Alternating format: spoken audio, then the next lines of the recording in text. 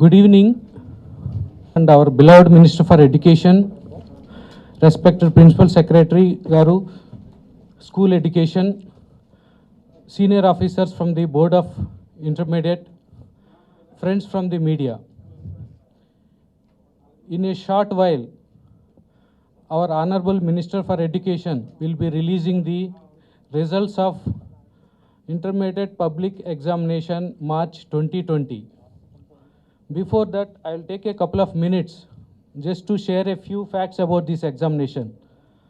More than 10.64 lakh students appear for this examination with 1411 centers across the state from the 4th of March to 23rd March of this year, and the last examination could not be conducted because of the COVID lockdown, and it was rescheduled on 3rd of this month and conducted on the by taking all COVID protocols. In fact, in this year we have introduced many student-friendly measures for the benefit of the students. We have a noteworthy among being, we issued the hall tickets without the signature of the principal with quick response code so that the students can directly download the hall tickets from the internet and walk into the examination center. Similarly, we also introduced know your seat in the examination center. It is like you book a ticket in a movie theater, you know the plan. Similarly, our students taking the examination also will know the plan of the examination hall. This may be the one first maybe in the country. Further, we also introduced the CC cameras in our all examination centers and live streamed that to the board office and monitored this. All these has ensured the fairness in the examination. In fact, we have started our valuation process in 19 March itself, but due to the COVID lockdown, they were kept under suspended animation, and with the active support and guidance of our Honorable Minister Garu and Principal Secretary Garu, we could resume the spot valuation on the 11th May of this year, and we have decentralized 13 centers to almost 46 centers. We have gone to divisional and sub-division levels also. We faced a lot of challenges.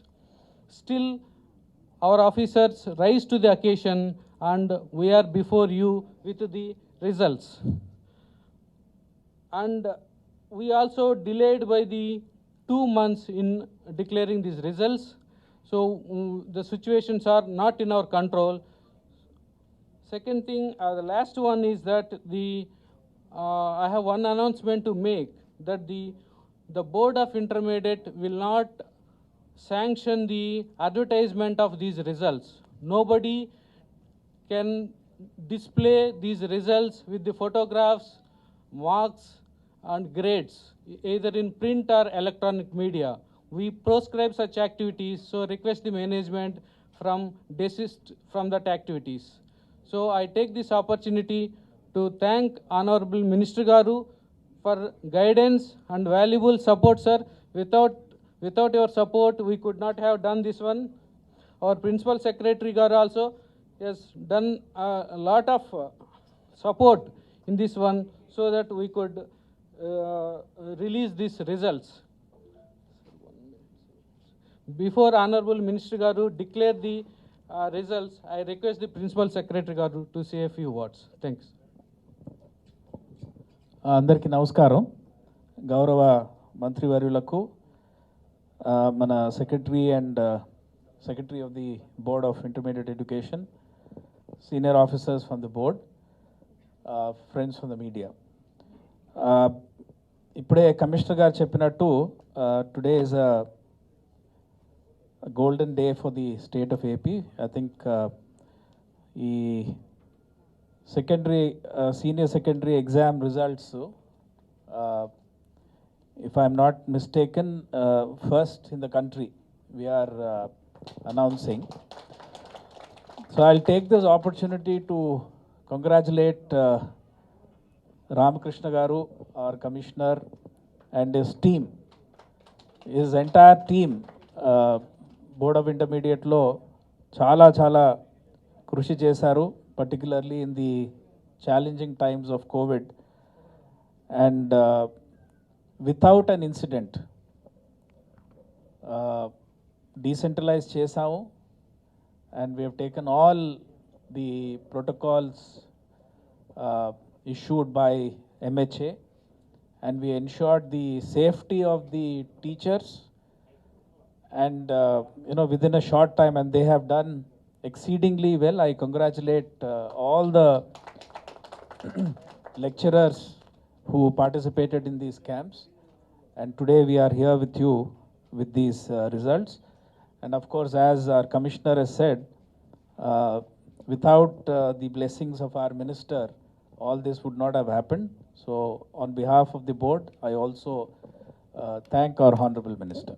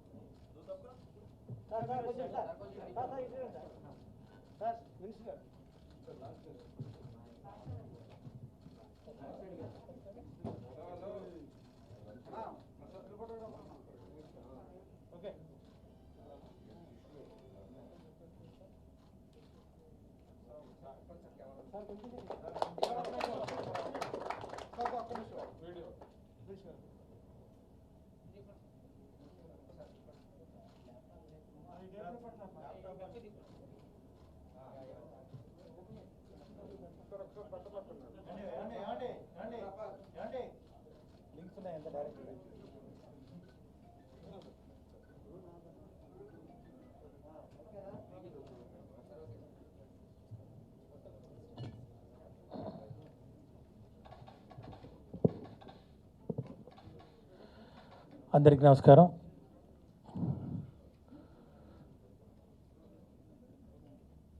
గౌరవ principal secretary గారు for school education Rajasekhar గారికి, commission board of intermediate education Ramakrishna గారికి, ఇతర అధికారులు board of intermediate education నుంచి, అట్లాగే పాత్రికేయులకు, print and electronic media సోదరులందరికీ నమస్కారాలు. ఈరోజు నిజంగా ఒక చారిత్రాత్మకమైన రోజుగా నేను భావిస్తూ ఉన్నాను. ఈ కోవిడ్-19 కంటైన్మెంట్ ఉన్న పరిస్థితుల్లో ముఖ్యంగా ప్రజా జీవితం అతలాకుతలమైపోయి అస్తవ్యస్తమైపోయి మరి ఇబ్బందులు పడుతున్న పరిస్థితుల్లో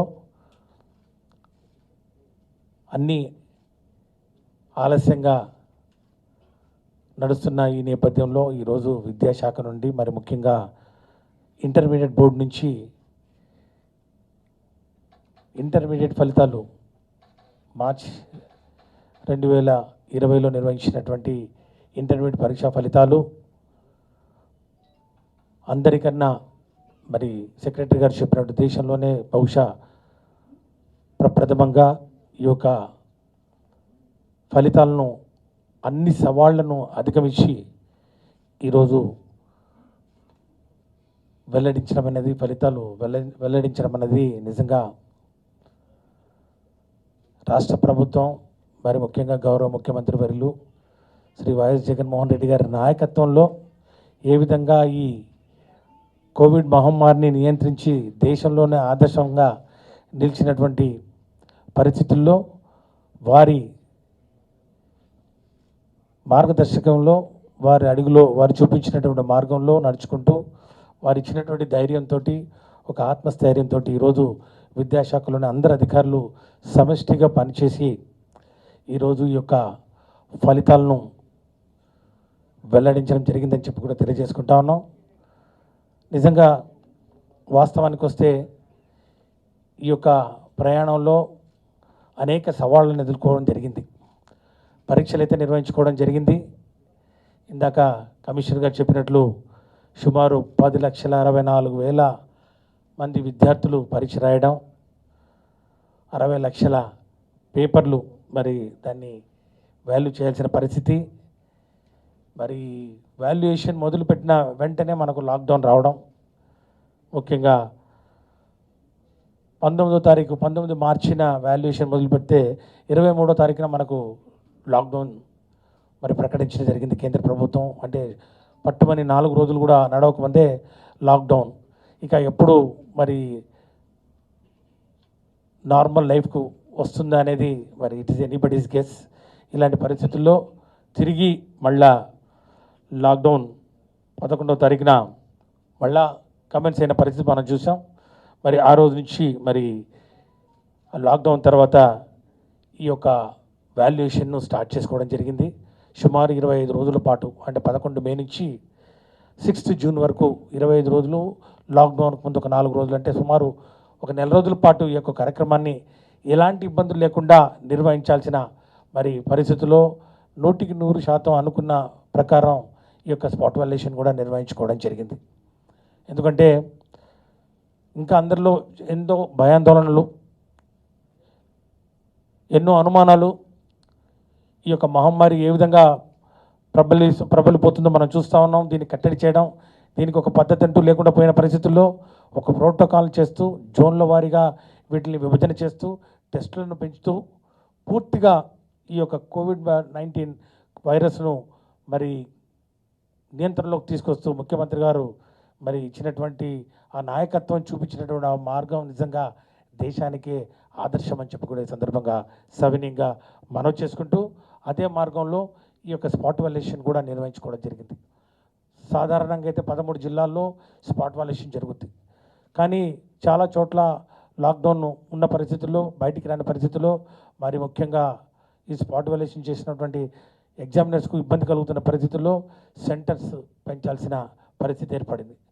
వెనకాడకుండా మరి సెక్రటరీ గారు, మరి కమిషనర్ గారు అందరికీ ధైర్యం చెప్తూ, అందరితో వీడియో కాన్ఫరెన్స్లు నిర్వహిస్తూ, అందరి సలహాలు సూచనలు తీసుకుంటూ ఒక చక్కటి మార్గదర్శకాన్ని మరి కల్పిస్తూ ఈ సెంటర్స్ను 46 సెంటర్లకు పెంచి సుమారు 25,238 మంది ఎగ్జామినర్స్ను మరి ఈ యొక్క కార్యక్రమానికి మరి ముందుకు దించి వారితోటి ఈ యొక్క వాల్యుయేషన్ జరిపించడం జరిగింది. అన్ని కార్యక్రమాలు, ముఖ్యంగా SOPని ఒకటి తయారు చేసుకోవడం జరిగింది. ఏ విధంగా ఈ ఎగ్జామినేషన్ సెంటర్స్ను మరి నిర్వహించాలి, ఏ విధంగా రోజు మరి మార్నింగు ఈవినింగు శానిటైజేషన్ చేయాలి, ఏ విధంగా థర్మల్ స్కానర్స్ తోటి టెస్టింగ్ చేయాలి, శానిటైజేషన్ పెట్టాలి, ప్రతి ఒక్కరికి మాస్కులు అందించాలి, మరి అట్లాగే అక్కడ పనిచేస్తున్నటువంటి సిబ్బందికి గ్లౌజ్ ఇవ్వాల్సిన పరిస్థితి ఉంది. మరి ఇలాంటి అన్ని ప్రికాషన్స్ ఏ ఒక్కటి కూడా విడిచిపెట్టకుండా, ఎక్కడ ఆలస్యం కనిపించకుండా పరిపూర్ణంగా ఈ యొక్క ప్రోటోకాల్స్ ఏవైతే కేంద్ర ప్రభుత్వం వారు, ఆరోగ్య శాఖ వారు, అట్లాగే హోమ్ మినిస్ట్రీ వాళ్ళు ఇచ్చినటువంటి ప్రోటోకాల్స్ అన్నింటినీ తూచా తప్పకుండా పాటిస్తూ 25 రోజుల పాటు ఈ యొక్క స్పాట్ వాల్యుయేషన్ నిర్వహించుకొని ఈరోజు ఈ యొక్క ఫలితాలు వెల్లడించడానికి మరి కార్యక్రమాన్ని మరి పూర్తి చేసుకోవడం జరిగిందని చెప్పి కూడా నేను మనవి చేస్తూ ఉన్నాను. మరి రాబోయే రోజుల్లో కూడా ఖచ్చితంగా ఈరోజు ఇంటర్మీడియట్ బోర్డు ఏ విధంగా అయితే స్పాట్ వాల్యుయేషన్ నిర్వహించి మరి రాబోయే రోజుల్లో మరి ఈ యొక్క అడ్వాన్స్ సప్లిమెంటరీస్ నిర్వహించబోతుందో ఇది ఖచ్చితంగా అందరికీ ఆదర్శవంతంగా నిలుస్తుందని చెప్పడంలో ఏమాత్రం సందేహం లేదని చెప్పి కూడా తెలియజేస్తూ ఉన్నాను. ఎందుకంటే ఇంకా చాలా చోట్ల పరీక్షలు నిర్వహించాల్సి ఉంది. 10వ తరగతి కానివ్వండి, మరి డిగ్రీ అండర్ గ్రాడ్యుయేట్ కానివ్వండి, పోస్ట్ గ్రాడ్యుయేట్ కానివ్వండి, చాలా చోట్ల అసంపూర్తిగా మిగిలిపోయినటువంటి పరీక్షల్ని ముందుకు తీసుకోవాల్సిన అవసరం ఉంది. మేము ఈరోజు ఇంటర్మీడియట్ ఫలితాలు ఈరోజు ప్రకటించడం ద్వారా అందరికీ ఒకటి తెలియజేయడం జరిగింది. అన్ని ప్రికాషన్స్ తీసుకొని, ముఖ్యంగా పనిచేస్తున్నటువంటి సిబ్బంది కానివ్వండి, అధ్యాపకులు కానివ్వండి, వారి యొక్క ఆరోగ్య భద్రత ప్రధాన అంశం ఈరోజు రాష్ట్ర ప్రభుత్వానికని తెలియచెప్పే విధంగా ఒక్క ఇన్సిడెంట్ కూడా మరి ఏది పాజిటివ్ కేసు లేకుండా పరిపూర్ణంగా నిజంగా దేవుడి దయ, మరి అట్లాగే మా నాయకుడు ముఖ్యంగా మా ముఖ్యమంత్రి గారు ఇచ్చినటువంటి ఆత్మస్థైర్యంతో ఈరోజు మేము ఈ యొక్క ఇంటర్మీడియట్ ఫలితాలని ప్రకటించుకోగలిగామని చెప్పి కూడా తెలియజేస్తూ, మరి ఈరోజు కమిషనర్ గారు చెప్పినట్లు అనేకమైన సంస్కరణలు కూడా చేపట్టడం జరిగింది. ఈ సంవత్సరం అధికారంలోకి వచ్చి ఏడాది పూర్తయిన సందర్భంగా ఈరోజు మేము గర్వంగా చెప్పగలం, విద్యాశాఖలో జరిగినటువంటి పెను మార్పులు ఏవైతే ఉన్నాయో, సంస్కరణలు కానివ్వండి, సంక్షేమ కార్యక్రమాలు కానివ్వండి, మరి ముఖ్యంగా మరి పారదర్శకత కానివ్వండి, నిజంగా ఖచ్చితంగా రాబోయే రోజుల్లో దేశానికి ఒక ఆదర్శంగా ఆంధ్రప్రదేశ్లో జరుగుతున్నటువంటి సంస్కరణలు ఖచ్చితంగా అందరి దృష్టికి వచ్చి రేపు అవి మార్గదర్శకంగా నిలిచి మరి దాన్ని అనుసరించే రోజు కూడా దగ్గరలో ఉందని చెప్పి కూడా తెలియజేస్తూ, ఇంటర్మీడియట్కి వస్తే ప్రధానంగా మరి సీసీ కెమెరాలు మరి వాడడం కానివ్వండి, మరి అట్లాగే ఈ యొక్క టెక్నాలజీని, సాంకేతిక పరిజ్ఞానాన్ని విరివిగా మేము వినియోగించుకోవడం జరిగింది. ఉదాహరణకు సెంటర్స్ను లొకేట్ చేసుకోవడానికి ఒక యాప్ను తయారు చేసుకోవడం జరిగింది. అట్లాగే know your seat in the examination hall అనే దాన్ని వెబ్సైట్ ద్వారా కూడా మరి చేరే విధంగా కూడా ఏర్పాటు చేసుకోవడం జరిగింది. ఇలా అనేక సంస్కరణలను మరి అమలు చేస్తూ మరి ఈరోజు ముందుకొచ్చి ఈరోజు ఈ యొక్క ఫలితాలను ప్రకటించడం జరిగింది. ఇక ఫలితాలకు వస్తే ఒక చిన్న అనాలిసిస్, ఈ యొక్క ఇంటర్మీడియట్ పరీక్షా ఫలితాలు 2020 మార్చిలో నిర్వహించిన ఆ పరీక్షల ఫలితాల మరి సమీక్ష ఒకసారి చూసుకుంటే, మొదటి సంవత్సరంలో ఫస్ట్ ఇయర్ ఇంటర్మీడియట్లో 5,07,230 మంది పరీక్షలకు హాజరు కాగా 3,05,60 మంది పాస్ అవడం జరిగింది. పాస్ పర్సంటేజీ మొదటి సంవత్సరానికి 59%. అట్లాగే సెకండ్ ఇయర్కి వచ్చినట్లయితే 4,35,655 మంది మరి పరీక్షకు హాజరవడం జరిగింది. అట్లాగే 2,76,389 మంది పాస్ అవడం జరిగింది. Pass percentage 63%. దీంట్లో మరి బాలురు బాలికల మధ్యన మరి ఈ యొక్క అనాలిసిస్ ఒకసారి చూసుకున్నట్లయితే, గర్ల్స్కి వస్తే మరి ఫస్ట్ ఇయర్లో 2,57,619 మంది అపియర్ అయ్యారు. 1,64,365 మంది పాస్ అవ్వడం జరిగింది. Pass percentage 64%. ఇది బాలుర కన్నా బాలికలు అత్యధికం. ఎందుకంటే బాలురకు వస్తే ఫస్ట్ ఇయర్లో అపియర్డ్ 2,49,611, పాస్డ్ 1,36,195 మంది. Pass percentage 55%. సో మొదటి సంవత్సరం బాలురు 50% మంది పాస్ అవుతే గర్ల్స్ 64%, అంటే 64% పాస్ అవడం జరిగింది. సెకండ్ ఇయర్కి వస్తే గర్ల్స్ 2,22,798, 2,22,798 మంది అపియర్ కాగా 1,49,010 మంది పాస్ అవడం జరిగింది. Pass percentage 67%. అట్లాగే బాలురకు వస్తే బాలురు 2,12,857 మంది అపియర్ అవడం జరిగింది. పాస్ అయిన వాళ్ళు 1,27,379 మంది. Pass percentage 60%. ఇక జిల్లాల వారీగా పాస్ పర్సంటేజీ ఒకసారి విశ్లేషించుకుంటే, top 3 districts, Krishna first year 70%, second year రిజల్ట్స్లో 70% మరి సాధించి మొదటి స్థానంలో ఉంది. అట్లాగే వెస్ట్ గోదావరి అండ్ గుంటూరు మొదటి సంవత్సరం 65% పాస్ పర్సంటేజెస్ తోటి రెండో స్థానంలో ఉండగా, సెకండ్ ఇయర్లో వెస్ట్ గోదావరి 71% తోటి రెండో స్థానంలో ఉంది. ఇక విశాఖపట్నం 63% పాస్ పర్సంటేజ్తో ఫస్ట్ ఇయర్లో మూడో స్థానంలో ఉంది. అట్లాగే నెల్లూరు జిల్లా ఎస్పీఎస్ఆర్ నెల్లూరు అండ్ విశాఖపట్నం 68% తోటి సెకండ్ ఇయర్లో మూడో స్థానంలో ఉందని చెప్పి కూడా తెలియజేస్తా ఉన్నాం. ఇక ప్రభుత్వ పాఠశాలల్లో పాస్ పర్సంటేజ్ చూస్తే విజయనగరం మొదటి స్థానంలో, ఫస్ట్ ఇయర్ అండ్ సెకండ్ ఇయర్లో రెండు మరి 2 ఇయర్స్లో కూడా విజయనగరం ప్రభుత్వ పాఠశాలలో హైయెస్ట్ పాస్ పర్సంటేజ్గా మొదటి స్థానంలో ఉంటే, వెస్ట్ గోదావరి రెండవ స్థానంలో ఉంది. మొదటి సంవత్సరం రెండవ సంవత్సరం రెండు కలిపి. అట్లాగే మొదటి సంవత్సరంలో శ్రీకాకుళం కూడా మరి వెస్ట్ గోదావరితో పోటీ పడుతూ రెండవ స్థానంలో ఉంది.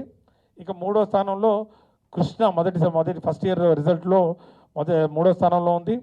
మరి చిత్తూరు సెకండ్ ఇయర్ రిజల్ట్స్లో 3వ స్థానంలో ఉందని చెప్పి తెలియజేస్తా ఉన్నాం.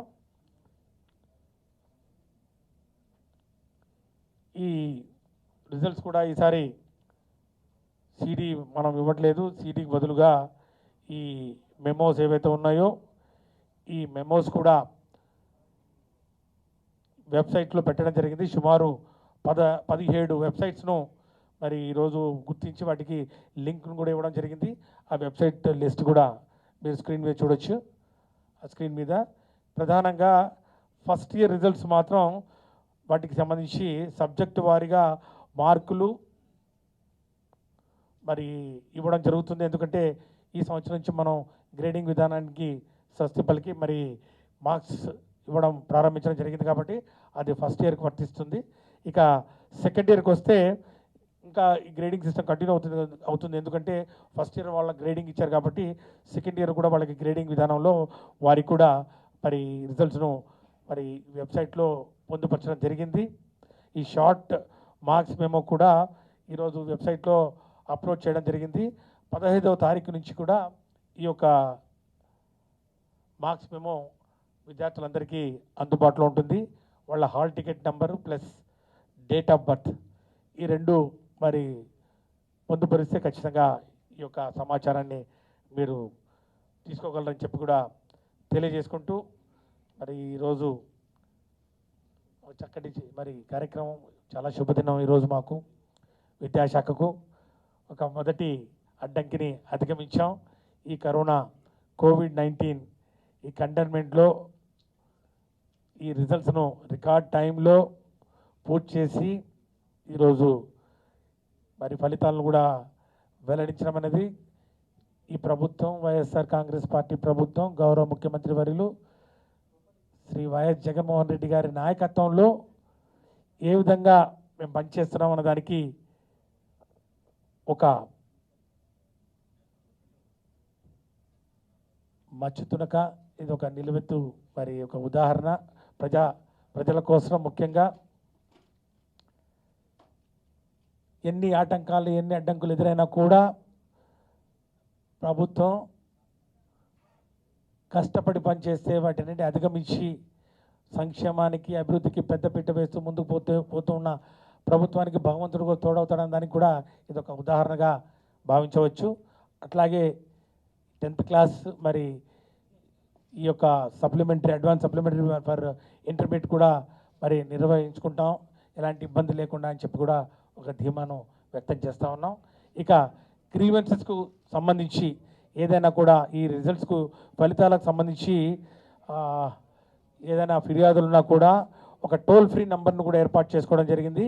24/7 ఈ టోల్ ఫ్రీ నెంబర్ అవైలబుల్గా ఉంటుంది. Kindly note that toll free number and then email ID కూడా ఒకటి ఇవ్వడం జరిగింది. అట్లాగే WhatsApp number that's only for messages. So WhatsApp number కూడా ఇవ్వడం జరిగింది. ఇక ఏదైనా సందేహాలు ఏదైనా ఉన్నా కూడా అడగచ్చు. Thank you. మండే అనౌన్స్ చేస్తాం.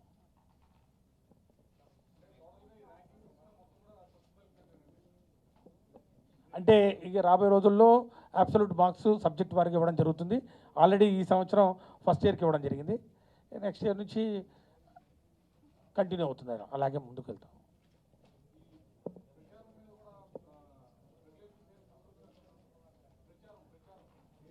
చెప్పారు కదా ఈ టీవీ అడ్వర్టైజ్మెంట్స్ కానివ్వండి, తర్వాత ఈ యొక్క క్యాండిడేట్స్ ఫొటోస్ డిస్ప్లే కానివ్వండి, అవన్నీ మరి పూర్తిగా నిషిద్ధం. అలా ఎవరైనా చేస్తే కూడా ఆ యాజమాన్యాల మీద ఖచ్చితంగా చర్యలు తీసుకుంటాం. అట్లాగే ఈ న్యూ రూల్స్ కూడా ఇవ్వడం జరిగింది. ఇంటర్మీడియట్ అడ్మిషన్స్ కూడా ఏ విధంగా క్లాస్కు ఎంత స్ట్రెంగ్త్ ఉండాలి, ఎంతమంది విద్యార్థులు ఉండాలి, ఎన్ని సెక్షన్స్ ఉండాలని దాని మీద Jio number 23 kindly refer it. ఎవరైనా కూడా జియోను ఉల్లంఘించి మరి అడ్మిషన్ చేపడితే మాత్రం వారి మీద ఖచ్చితంగా చర్యలు తీసుకుంటాం. ఇంకా స్టార్టింగ్ కాలేదు, అడ్మిషన్స్ కాలేజ్ వరకు స్టార్టే కాలేదు కదా. కాలేజ్ ఎక్కడ ఎవరు ఇచ్చినా కూడా మేము టోల్ ఫ్రీ నెంబర్ ఇవ్వడం జరిగింది. ఎవరు కంప్లైంట్ చేసినా కూడా దాని మీద మరి ఖచ్చితంగా ఇన్స్పెక్షన్ టీంను పంపుతాం. ఇప్పటికే పోయిన సంవత్సరం కూడా సెక్రటరీ గారు ప్లస్ కమిషనర్ గారు స్వయంగా వారే చాలా కాలేజెస్ కూడా మరి సందర్శించడం జరిగింది. వారి మీద నోటీసులు ఇవ్వడం జరిగింది. కొన్ని కాలేజీల మీద కూడా చర్యలు కూడా తీసుకోవడం జరిగింది. మీకు తెలిసే ఉంటుంది.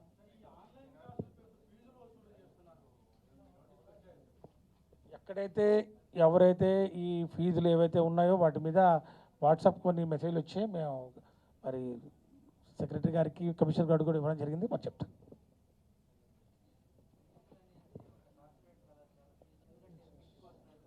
Yes, monitoring commission will announce. In fact, we have not started the academic year, so there is no question of anybody joining. That is not valid. If somebody is joining, taking the admission, that's not at all valid. That's illegal. So when the academic year itself has not started, somebody cannot take the admission. That's what. That's మా not valid. దృష్టికి వచ్చింది. కొంతమంది corporate class work start అయిందని చెప్పడం జరిగింది. అది ఇంకా establish కాలేదు. ఖచ్చితంగా దాని మీద మరి చూస్తూ ఉన్నాం. ఈ ఫీజులు కూడా మేము చెప్పడం జరిగింది. Regulatory and monitoring commission chairperson కూడా ఆల్రెడీ దాని మీద వారు ఒక పత్రికా ప్రకటన మీడియా ప్రెస్ కాన్ఫరెన్స్ కూడా పెట్టడం జరిగింది. ఎవరు కూడా ఈ 1 year ఫీజు వసూలు చేయకూడదు. కేవలం ఫస్ట్ క్వార్టర్ ఫీజులు మాత్రమే వసూలు చేయాలి. అది కూడా ఇన్స్టాల్మెంట్స్లో వసూలు చేయాలి. ఆ ఇన్స్టాల్మెంట్ కూడా ఆ ఇన్స్టాల్మెంట్కి మధ్యన గ్యాప్ కనీసం 45 days ఉండాలని చెప్పి వారు చెప్పడం జరిగింది. ఇంకా చాలా కంప్లైంట్ వచ్చినాయి.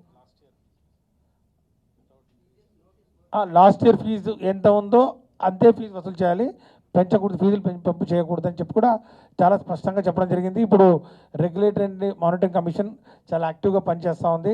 వాళ్ళు చాలా ఇప్పటికే కొన్ని సూచనలు కూడా ఇవ్వడం జరిగింది. ఆ స్కూల్స్ మేనేజ్మెంట్స్ అంతా వాళ్ళ డేటా అప్లోడ్ చేయమని. ఖచ్చితంగా దాని మీద నిఘా పెడతాం. మరి దాని మీద పర్యవేక్షణ ఉంటుంది, నియంత్రణ కూడా ఖచ్చితంగా ఉంటుందని మాత్రం తెలియజేస్తాం.